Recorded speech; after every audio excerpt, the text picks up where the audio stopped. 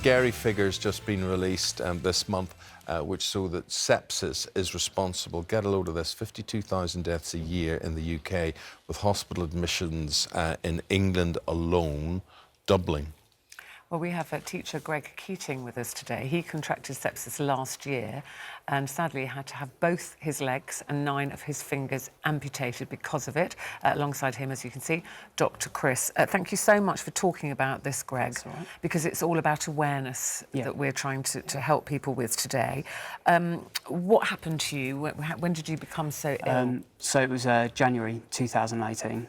I was fine. I was teaching. Saturday the 13th of January, I went to a football match with my mates.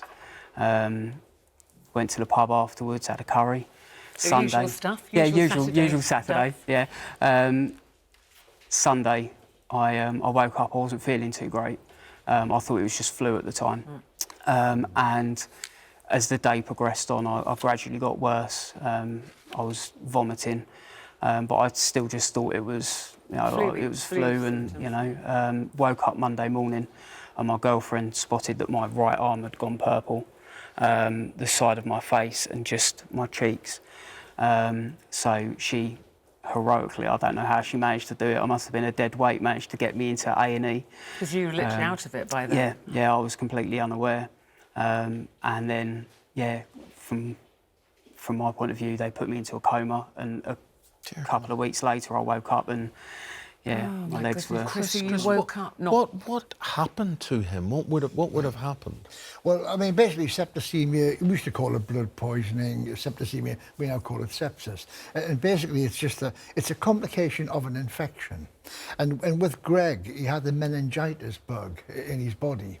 And I've asked him this morning, and he had some of the early symptoms, the aches and pains, fluey.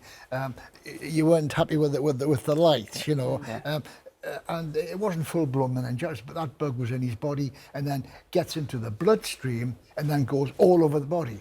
And with then sepsis, is it your antibodies then are fighting? Yeah, with sepsis, it's an infection anyway. It could be a cut in your skin. It could be a water infection. You've had sepsis.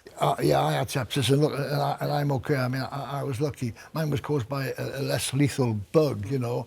And the situation is the immune system, which is protecting you all the time, finds this bug everywhere in the body through the bloodstream and goes into overdrive. And when it's in overdrive, it's attacking everything, including your bodily tissues. And it happens very quickly, as we've seen with Greg. Suddenly, very, very suddenly. That was the big physical thing happened to you, which is absolutely awful, Greg. And then you've got to come to terms mentally. You wake up after this coma.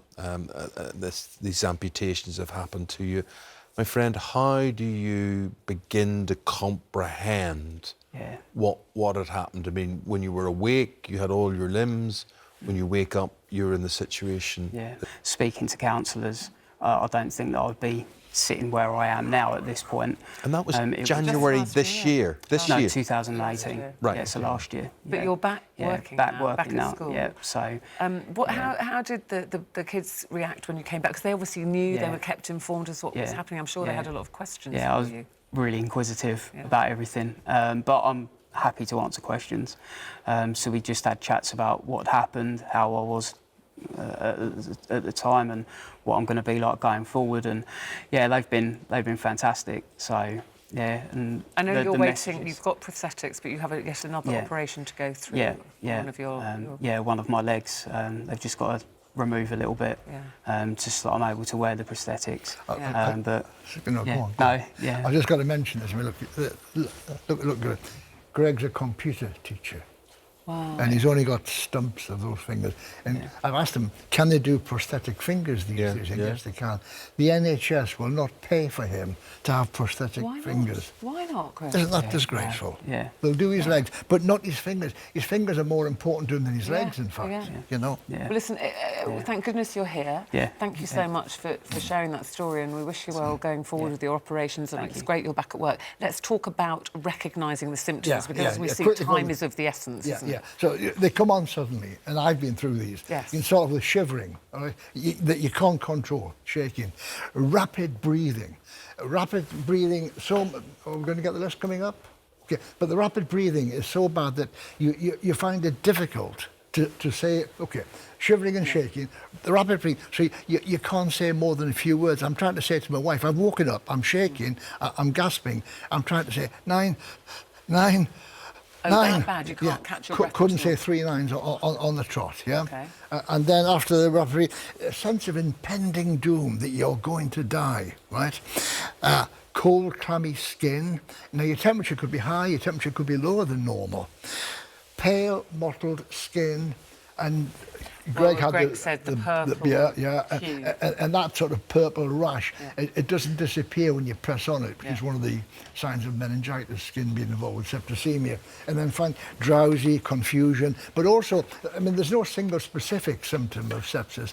Of course, children and babies can be affected. Will they have the same symptoms? They can have some of these symptoms, but a baby may not pass urine for 12 or 24 hours. So, you know, a dry nappy with some of these symptoms and drowsiness, you know, that could be a sign. And the important thing is, always ask the question, this applies to doctors and patients, could this be sepsis? Because if it can, into hospital, and you've got the golden hour. The golden hour is you go into hospital, they make the diagnosis, and they get intravenous antibiotics into your body within that 1 hour. That's to save your life. That's not necessarily... Would that have saved any more of Greg's limbs?